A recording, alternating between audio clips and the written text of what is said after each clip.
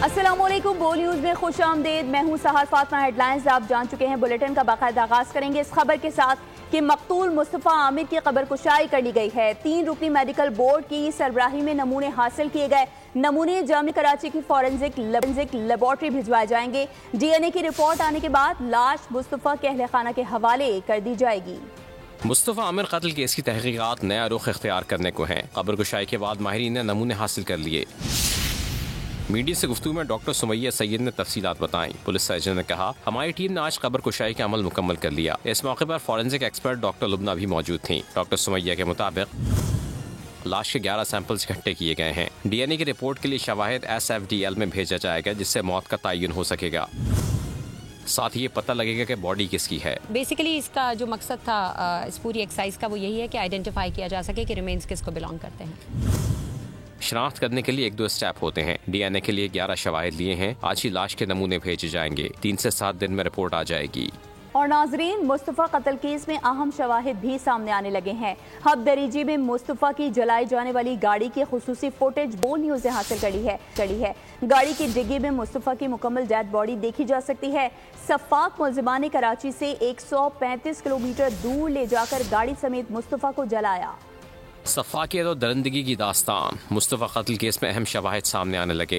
Hub दौरेजी में मुस्तफ़ा की जलाई जाने वाली गाड़ी की फुटेज बोल न्यूज पर। गाड़ी की डिग्गी में मुस्तफ़ा की मुकम्मल डेड बॉडी देखी जा सकती है। सफाक मुलजिमान ने कराची से 135 किलोमीटर दूर ले जाकर गाड़ी समेत मुस्तफ़ा को जलाया। FIR में 11 जनवरी की शाम 7 बजे का वक़ूआ दर्ज है। मुस्तफ़ा आमिर 6 जनवरी की शाम 7:30 बजे लापता हुआ। 8 बजे अरमुगान के घर पहुंचा। इंटेरोगेशन रिपोर्ट में इंकशाफ। 1 घंटे बाद मोबाइल फोन बंद हुआ। कराची से हमदर्द यूनिवर्सिटी चेक पोस्ट के बाद बलूचिस्तान साकरान चेक पोस्ट समेत दरेजी तक 4 चेक पोस्ट बगैर चेकिंग कैसे अबूर की। गाड़ी आम शाहरा पर नहीं जलाई गई, इत्तला चरवाहे ने दी। दरेजी पुलिस को मकामी शख्स के मुलव्विस होने का शुबा है। गाड़ी का चेचिस नंबर नहीं, तफसीलात ना मिल सकी। गाड़ी थाने मुंतकिल। कराची के खिलाफ लोगों ने बहुत प्रोपेगेंडा किया। आज वो देख लें कि कराची में मौसी सरगर्मियां उरूज पर हैं। मेयर कराची बैरिस्टर मुर्तजा वहाब की मीडिया से गुफ्तगू कहा कि हम इख्तियारात का रोना नहीं रोते, हम काम करके दिखाने पर यकीन रखते हैं। शहर कायद की पुरानी शक्ल बहाल करेंगे।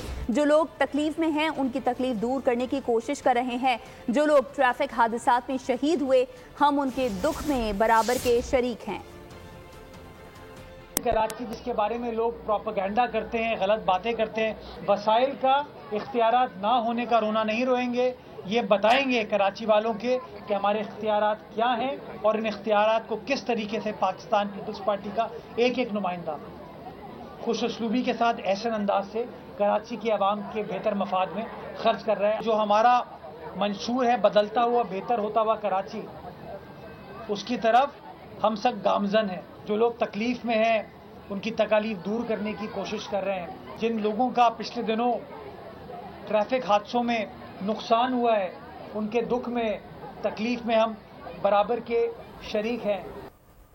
तो दूसरी जानिब जमात इस्लामी ने कराची में खूनी डंपर्स और टैंकर्स के खिलाफ 15 मुकामात पर एहतजाज किया। अमीर जमात इस्लामी कराची मोनम जफर इंतजामिया पर फट पड़े। लियाकताबाद नंबर 10 के मुकाम पर एहतजाज से खिताब में कहा कि वज़ीर आला कहते हैं कि ये इंतजामी मसला है, सियासी मसला नहीं। वो बताएं कि अगर शहरियों को दिन दहाड़े हलाक किया जा रहा है तो शहरी एहतजाज भी ना करें तो क्या करें। कराची शहर अपने एक्सपोर्ट में 54% अदा करता है। पाकिस्तान पीपल्स पार्टी नाअहल है। ये लोग सिर्फ वसाइल पर कब्जा करना चाहते हैं। फॉर्म 47 के मुताबिक मुसल्लत होने वाले कहां हैं? आप कहते हैं ये इंतजामी मसला है, ये सियासत नहीं है। अगर बात भी ना करे तो क्या करे? 3.5 करोड़ आबादी के शहर, लोग जाएं तो कहां जाएं?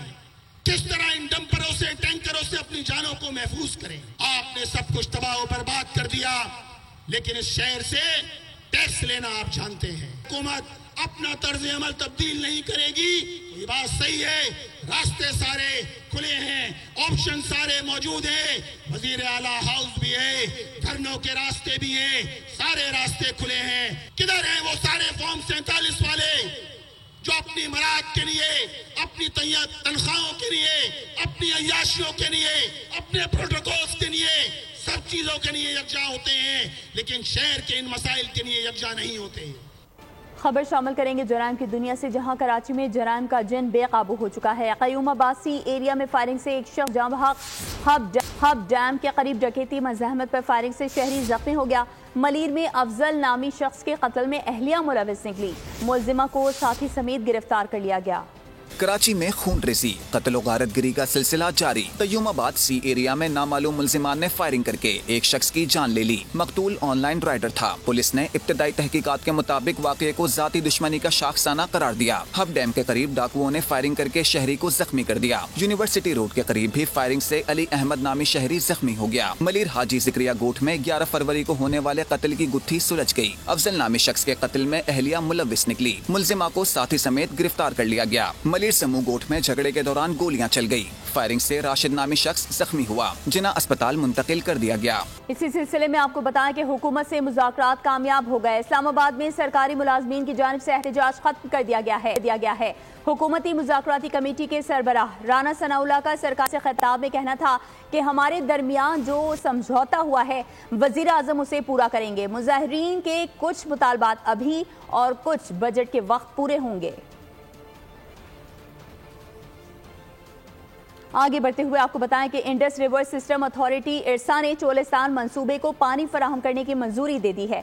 सेक्रेटरी इरसा ने पंजाब हुकूमत को पानी दस्तियाबी का सर्टिफिकेट जारी कर दिया। जराये के मुताबिक पंजाब हुकूमत दरियाए सतलुज सुलेमान की हेडवर्क से चोलिस्तान कैनाल निकालेगी। इरसा हुकाम ने बताया कि चोलिस्तान मंसूबे के लिए 4,50,000 एकड़ फीट पानी दस्तियाब होगा। इरसा के सिंध से मेंबर एहसान लगारी ने फैसले पर इख्तलाफी नोट भी लिखा है। कहा चोलिस्तान मंसूबे को पानी फराहमी से बरतानिया के chief of general staff general Roland Walker की दावत पर army chief general Syed Asim Munir का फील्ड विजिट, वॉर मिनिस्टर और लारिक हिल गैरिजन का दौरा भी किया। ISPR के मुताबिक army chief general Syed Asim Munir को बरतानवी फौज के मॉडर्नाइजेशन प्लान पर ब्रीफिंग दी गई। आर्मी चीफ ने आर्टिफिशियल इंटेलिजेंस और बगैर अमले के निज़ाम समेत मुख्तलिफ ज़ेर इस्तेमाल टेक्नोलॉजीज की नुमाइश का मुशाहिदा भी किया। तो दूसरी जानिब DG-ISPR लेफ्टिनेंट जनरल अहमद शरीफ की लाहौर में लम्स यूनिवर्सिटी में आमद हुई है। तलबा के साथ खुसूसी नशिस्त का इनेकाद किया गया। असातिज़ा और तलबा ने खुसूसी नशिस्त को खुशआइन करार देते हुए पाक फौज का शुक्रिया भी अदा किया। DG-ISPR की तलबा के साथ गुफ्तगू, तालीमी इदारों में सिक्योरिटी सूरत हाल पर मुफस्सिल बातचीत, यूनिवर्सिटी इंतजामिया का फौज के साथ ताउन जारी रखने का अज़्म। लाहौर के मारूफ इदारे लम्स यूनिवर्सिटी में DG-ISPR लेफ्टिनेंट जनरल अहमद शरीफ की तलबा के साथ खुसूसी नशिस्त हुई। इस मौके पर यूनिवर्सिटी की इंतजामिया, असातिज़ा और तलबा ने उनका पुरजोश इस्तकबाल किया। लेफ्टिनेंट जनरल अहमद शरीफ ने तलबा और असातिज़ा से सिक्योरिटी सूरत हाल समेत मुख्तलिफ अहम मौज़ूआत पर मुफस्सिल गुफ्तगू की। DG-ISPR ने तलबा के सवालात और तहफ़्फ़ुज़ात के मुदल्लल जवाब दिए। तलबा का कहना था कि अहम नशिस्त के इनेकाद से ख्यालात के तबादले का मौका मिला। DG-ISPR session was quite informative. He was open to all kinds of questions and he was quite engaging with everyone, including all students that held reservations about him and the army as well. Some questions were quite hard, पर उन्होंने हर question को बहुत facts and figures के साथ जो है ना elaborate किए, एक्सप्लेन किए। और मैं समझती हूँ कि इस तरह के और इंटरेक्शंस होने चाहिए ताकि जो एक स्टूडेंट्स के सामने एक मिसकंसेप्शन क्रिएट करने की कोशिश की जा रही है या आर्मी और पब्लिक के दरमियान एक वॉइड क्रिएट करने की कोशिश की जा रही है, उसको हम ख़त्म कर सकें। लम्स यूनिवर्सिटी के असातिज़ा और तलबा ने मुस्तकबिल में भी ऐसे ही सेशंस के इनेकाद की ख्वाहिश का इजहार किया, जबकि पाक फौज का शुक्रिया अदा किया। चैंपियंस ट्रॉफी का जिक्र करते हैं, जिसका सबसे बड़ा मुकाबला पाकिस्तानी स्क्वाड ने दुबई में डेरे डाल लिए हैं। तीनों फॉर्मेट्स में जमकर प्रैक्टिस की। कोचेस ने भी खिलाड़ियों को टिप्स दी। फखर जमान इंजरी की वजह से टूर्नामेंट से बाहर हो गए। इमामुल हक को टीम में शामिल कर लिया गया। बड़े टूर्नामेंट का सबसे बड़ा मुकाबला स्टेज रेडी, शाहीन झपटने को तैयार। पाक भारत टाकरा 23 फरवरी बरोज इतवार को दुबई में होगा। हाई वोल्टेज मैच के लिए शाहीनों ने कमर कस ली। कौमी टीम ने दुबई में 3 घंटे तक ट्रेनिंग की। तीनों फॉर्मेट में जमकर प्रैक्टिस की गई। बड़े मैच से पहले स्टार बल्लेबाज फखर जमान इंजरी की वजह से बाहर हो गए। उनकी जगह इमामुल हक कौमी टीम का हिस्सा बन गए। ग्रीन शर्ट्स को टूर्नामेंट में आगे जाने के लिए भारत के खिलाफ मैच लाजमी जीतना होगा। और नाजरीन, चैंपियंस ट्रॉफी का जादू सर चढ़कर बोलने लगा है। दुनिया क्रिकेट का सबसे बड़ा मुकाबला पाक भारत टाकरा दुबई में होगा। शायकीन क्रिकेट की धड़कनें तेज होने लगी हैं।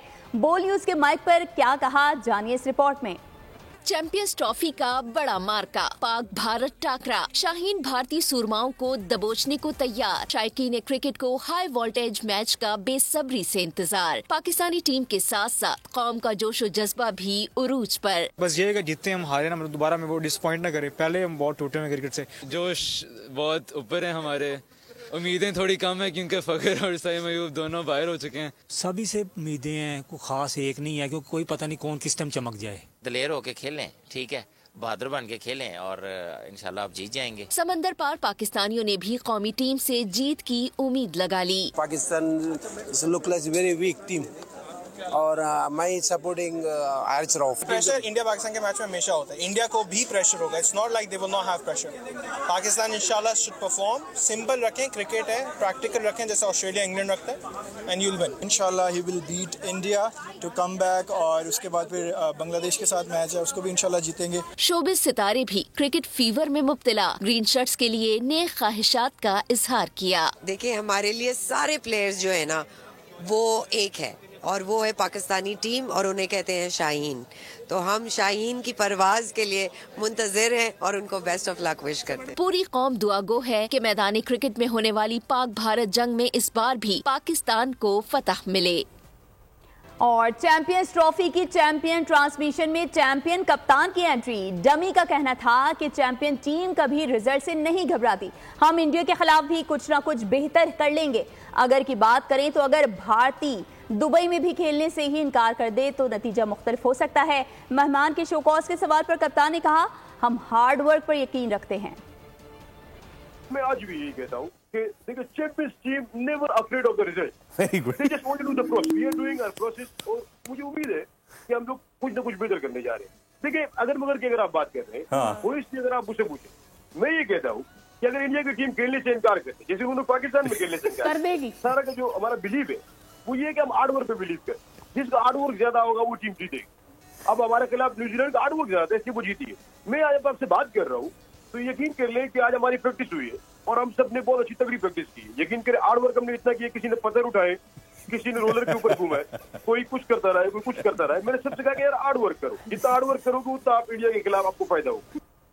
भारत के खिलाफ मैच का कोई प्रेशर नहीं है, जीत के लिए पूरा जोर लगाएंगे। कौमी टीम के फास्ट बॉलर हारिस रऊफ की दुबई में गुफ्तगू, बोले न्यूजीलैंड के खिलाफ मैच गुजर गया, भारत के खिलाफ मैच पर फोकस है, कोशिश होगी पहले मैच की गलतियां ना दोहराएं, साइम अयूब और फखर जमान की कमी महसूस होगी।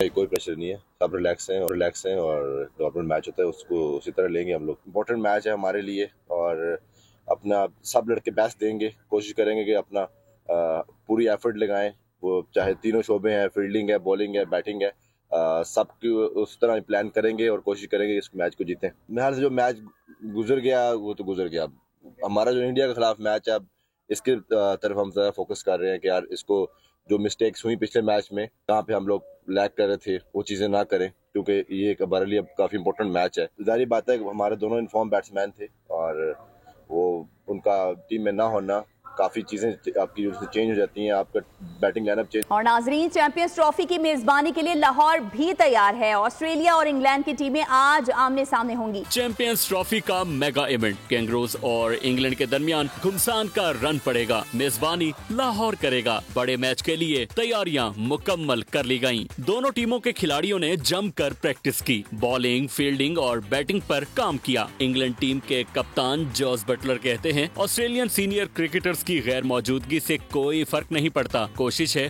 ऑस्ट्रेलिया के खिलाफ अच्छी कारकर्दगी का मुजाहिरा करें। ऑस्ट्रेलवी स्कीपर स्टीव स्मिथ बोले, चैंपियन ट्रॉफी के फॉर्मेट के लिए माइंड बिल्कुल सेट है। बड़े मैच के लिए ऑस्ट्रेलवी और इंग्लिश बोर्ड्स के चेयरमैन भी लाहौर पहुंच गए। खबरों के सिलसिले को आगे बढ़ाते हैं। खरबों रुपए के मुकदमात अदालतों में ज़ेरे इल्तवा हैं। बदकिस्मती से माजी में ट्रैक एंड ट्रेस सिस्टम का दुरुस्त इस्तेमाल नहीं किया गया। वज़ीर आज़म शहबाज शरीफ का मुकदमात की तफवीज़ और इंतजामी निज़ाम के इजरा की तकरीब से खिताब, बोले ट्रैक एंड ट्रेस सिस्टम को असर नौ शुरू किया है। निज़ाम के इजरा के लिए ताउन पर कैनेडा और अक़वाम मुत्तहिदा के शुक्रगुजार हैं। नया निज़ाम शफाफियत और बरवक्त इंसाफ की फराहमी में अहम किरदार अदा करेगा। In that, I would also like to thank you, Mr. Troels-Wester and Canadian High Commissioner, for providing funds for this very important project. Congratulating Law Minister and his wonderful team to launch this CAMS. Overdue because litigants, applicants all over Pakistan wanted transparent and speedy justice. A few years ago, a track and trace system was introduced in FBR, Federal Board of Revenue, to collect due taxes. Track and trace system, in the right direction. And as I speak, it is now working efficiently. It was hobbling a few months ago, but now it's working efficiently. And now, once it is perfect in its operation, it will be then replicated all over Pakistan. बानी PTI फौज को अपनी जमात का झेली इदारा बनाना चाहते थे। इक़्तिदार से महरूमी के बाद पीटीआई अपने जख्म चाट रही है। वज़ीर दिफा ख्वाजा मोहम्मद आसिफ की गुफ्तगू, कहा कि सोशल मीडिया पर ये लोग गंदी जुबान इस्तेमाल करते हैं। बानी पीटीआई ने आर्मी चीफ को कौम का बाप करार दिया था। जिसको आप बाप कहें उसके खिलाफ ऐसी जुबान इस्तेमाल नहीं करते। सारा झगड़ा फैज हमीद को आर्मी चीफ बनाने के बाद पर शुरू हुआ। मजमूम मकासद के लिए 9 मई और 26 नवंबर के वाक़यात रोनुमा किए गए। चीफ जस्टिस याहिया आफरीदी से पाकिस्तान तहरीक इंसाफ के वफ्द की मुलाकात हुई है। निज़ाम इंसाफ में बेहतरी से मुतालिक तजवीज़ पर बातचीत। एलामिया के मुताबिक चीफ जस्टिस ने पीटीआई के वफ्द का खैर मकदम किया और उन्हें national judicial policy making committee के मुजवज़ा इजलास के बारे में आगाह किया। चीफ जस्टिस ने बताया कि उन्होंने वज़ीर आज़म से मुलाकात की और उनसे इस्लाहात के एजेंडे पर हुकूमत की राय फराहम करने की दरख्वास्त की।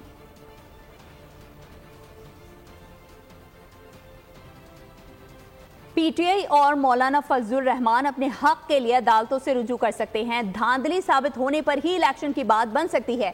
पाकिस्तान पीपल्स पार्टी के सीनियर रहनुमा कमर जमान कायरा की गुजरात में मीडिया से गुफ्तगू, कहा अपोजिशन याद रखे मुतालबात से कभी इलेक्शन नहीं होते। इलेक्शन के लिए सियासी डायलॉग की जरूरत है। जो अपोजिशन है और मजबूत जमात है वो हुकूमत के साथ बैठने को तैयार नहीं है। अगर आप ये समझते हैं कि वो कुछ मुतालबे कर रहे हैं, उनके मुतालबे मान लिए, उनका मुतालबा इलेक्शन कराओ, तो कभी मुतालबों से इलेक्शन को हुए हैं? अगर वो कोई इत्तेहाद कि सियासी इंतशार होगा तो हुकूमत नहीं चलेगी। ये हुकूमत की, ये सियासत की, ये जमहूरियत की जिम्मेदारी होती है।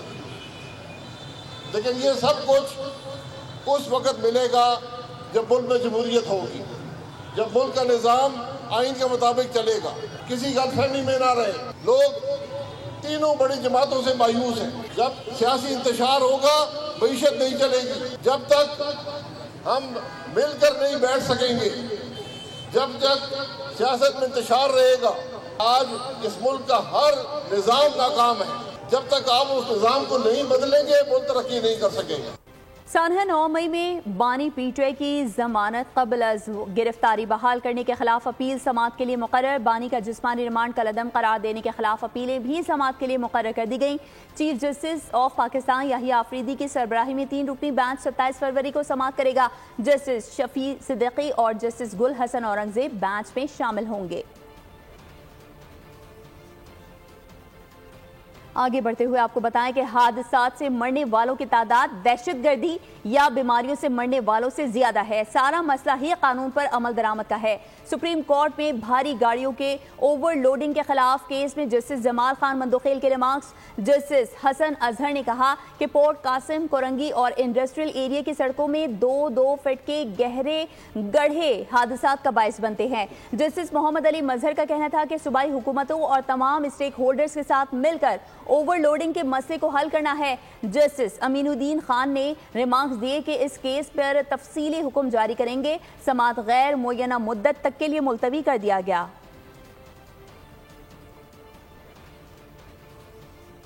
रिहायशी इलाके में कमर्शियल सरगर्मियों का मामला। सिंध हाई कोर्ट ने डीजी सीपा और डीजी केडीए के वारंट गिरफ्तारी जारी कर दिए। अदालत ने दोनों अफसरान को गिरफ्तार करके अदालत में पेश करने का हुक्म भी दे दिया है। अदालत ने कहा कि DG Sindh building control authority के भी वारंट गिरफ्तारी जारी करेंगे। क्लिफ्टन में कमर्शियल सरगर्मियां, सिंध हाई कोर्ट हुक्काम पर बरहम। अदालत ने तौहीन अदालत केस में डीजी सीपा और डीजी केडीए के वारंट गिरफ्तारी जारी कर दिए। अदालत ने दोनों अफसरान को गिरफ्तार करके पेश करने का हुक्म भी दिया। अदालत ने कहा कि DG Sindh building control authority के भी वारंट गिरफ्तारी जारी करेंगे। SBCA के वकील ने कहा, DG Sindh building control authority ने हाल ही में चार्ज लिया है। हम अदालती हुक्म पर मिनवान अमल दरामद करेंगे।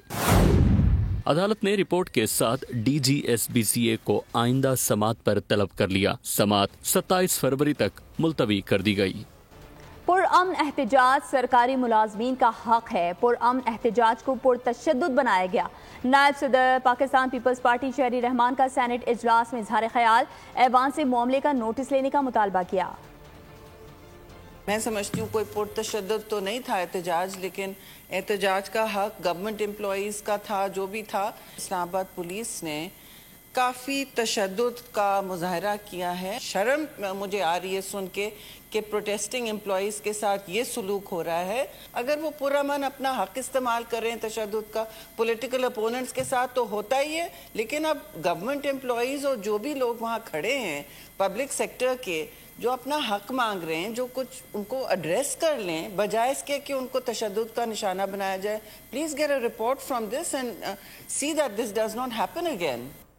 दुबई में पाकिस्तान मुत्तहिदा अरब इमारात तिजारती कॉन्फ्रेंस 2025 का इनेकाद हुआ। UAE पाकिस्तानी मसनूआत के लिए सबसे पुरानी और काबिल भरोसा मार्केटों में से एक है। देखते हैं अंसर अकरम की इस रिपोर्ट में। पाकिस्तान मुत्तहिदा अरब इमारात तिजारती कॉन्फ्रेंस 2025 दुबई में मुनक़िद हुई। पाकिस्तान के कौंसलेट जनरल ने trade development authority of Pakistan के ताउन से पाकिस्तान एसोसिएशन दुबई में ट्रेड कॉन्फ्रेंस 2025 की मेजबानी की। तकरीब में पाकिस्तान के सफीर फैसल नियाज तिरमिसी, कौंसल जनरल और हुकूमत पाकिस्तान के सीनियर हुकाम समेत मुत्तहिदा अरब इमारात, अमरीका, मिस्र, ईरान, श्रीलंका, बांग्लादेश और चीन के सिफारतकारों और ताजिरों ने शिरकत की। मैं हमेशा कहता हूँ कि जी ये आपकी पहचान है, इधर इससे बेहतर जगह नहीं है आपको पाकिस्तान को प्रमोट करना है। तो आप सबका भी शुक्रिया। फुली सपोर्ट किया है पाकिस्तान कौंसलेट ने, एम्बेसडर साहब ने और TDAP ने फुली स्पॉन्सर किया है। इंशाल्लाह हमारी कोशिश है कि नेक्स्ट ईयर हम 150 कंपनीज के साथ आए और हमने रिक्वेस्ट ऑलरेडी उनको भेज भी दी है। राइस सेक्टर की जब बात आती है तो हम लोग दुनिया को सिखाते हैं, हम दुनिया से सीखते नहीं है राइस सेक्टर के लिए, और अल्हम्दुलिल्लाह अल्लाह के फजल करम से हमारे figures they speak for themselves. कलीदी खिताब में सफीर फैसल नियाज तिरमिजी ने पाकिस्तान के स्ट्रेटेजिक तिजारती शराकतदारों में से एक और पाकिस्तानी ज़राई मसनूआत की एक अहम मार्केट के तौर पर मुत्तहिदा अरब इमारात की अहमियत को उजागर किया। हुकूमत सिंध और ऑक्सफोर्ड पाकिस्तान प्रोग्राम की जानिब से सिंध के तलबा के लिए ऑक्सफोर्ड यूनिवर्सिटी में 6 ग्रेजुएट स्कॉलरशिप्स देने का ऐलान कर दिया गया। ऑक्सफोर्ड यूनिवर्सिटी में तकरीब हुई। बिलावल भुट्टो जरदारी, वजीर आला मुराद अली शाह भी मौजूद थे। बिलावल भुट्टो ने इस इक़दाम को कम आमदनी वाले तालिबे इल्मों के लिए एक अहम मौका करार दिया। तकरीब की मेजबानी professor Stephen Blyth, principal Lady Margaret Hall ने की। स्कॉलरशिप्स बेनजीर भुट्टो और जुल्फ़िकार अली भुट्टो के नाम से मंसूब की जाएंगी।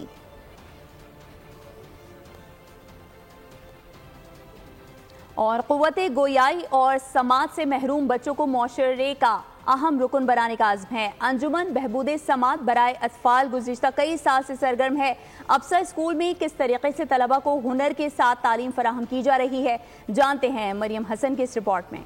कुव्वत समात और गोयाई से महरूम नन्हे सितारों के रोशन मुस्तकबिल का अज़्म। अंजुमन बहबूद समात अतफाल अप्सा स्कूल सैकड़ों बच्चों को बिला मुआवजा तालीम, तरबियत और हुनर फराहम कर रहा है। सुनने और बोलने से महरूम बच्चों को स्कूल में खुसूसी साइन लैंग्वेज, उर्दू, अंग्रेजी, साइंस समेत दीगर मज़ामीन भी पढ़ाए जाते हैं। अंजुमन बहबूद समात अतफाल की रुकन डॉक्टर आलिया कहती हैं कि उन्हें तालीम के साथ हुनर भी फराहम किया जा रहा है। हमारे स्कूल में बच्चे स्टिचिंग, एम्ब्रॉयडरी और इस तरह की चीज़ों में भी बहुत महारत हासिल करते हैं और अल्लाह का शुक्र है पोजीशंस लाते हैं। कई सालों से हमें मैट्रिक में, इंटर में हमारे बच्चों की पोजीशंस आती रही हैं, इसलिए कि हम पढ़ाई पे बहुत अहमियत देते हैं। स्कूल में सिलाई, कढ़ाई समेत कुकिंग भी सिखाने का सिलसिला जारी है। स्कूल में बहुत अच्छी तालीम दी जाती है, जैसे कि इंग्लिश, उर्दू, ये तमाम चीज़ें हमें सिखाई जाती हैं और जिससे हमें दूसरों से बात करने में आसानी होती है। कंप्यूटर सिखाया जाता है, सिलाई, कढ़ाई, एम्ब्रॉयडरी, ये सारी चीज़ें स्कूल में सिखाते हैं ताकि हम माशरे में काबिल बने, अपने वालिदैन की मदद कर सकें। असाज़ा कहती हैं कि हमारा मकसद इन बच्चों को माशरे का कारामद फर्द बनाना है। हमारे स्कूल का असल मकसद जो है इन बच्चों को इस माशरे में काबिल पर्सन बनाना है और यहाँ पर बच्चों को मुख्तलिफ तरह की तालीम फराहम की जाती है। बहुत सारे बच्चे जिन्होंने वहाँ से फारिग हुए, तकरीबन सभी अच्छी जगहों पर इंडस वैली से उन सब के सब अच्छी जगहों पे जॉब्स कर रहे हैं। कभी कभार हम ओरिजिनल चीज़ों के साथ भी बच्चों को पढ़ाते हैं ताकि उनको मालूम हो, कॉन्सेप्ट क्लियर हो जाए बच्चों का कि क्या चीज़ है। माशरे के अहम फरीजे के लिए कोशा अप्सा स्कूल को हुकूमती इदारे और साहिब इस्तिताअत अफराद का माली सपोर्ट फराहम करना वक्त की अहम जरूरत है। इनकलाबी शायर जोश मलिह आबादी की 43वीं बरसी। 50 साल से ज्यादा अरसे तक इल्म और दानिश के मोती बिखेरे 22 फरवरी 1982 को जहाने फानी से कूच कर गए। कादिरुल कलाम शायर अपनी खिदमात के बायस उर्दू अदब के उफ़क़ पर हमेशा जगमगाते रहेंगे। इसके साथ ही बोल न्यूज़ से फिलहाल इतना ही। मजीद खबरों और अपडेट्स के लिए विजिट कीजिए हमारी वेबसाइट bolnews.com और देखते रहिए बोल।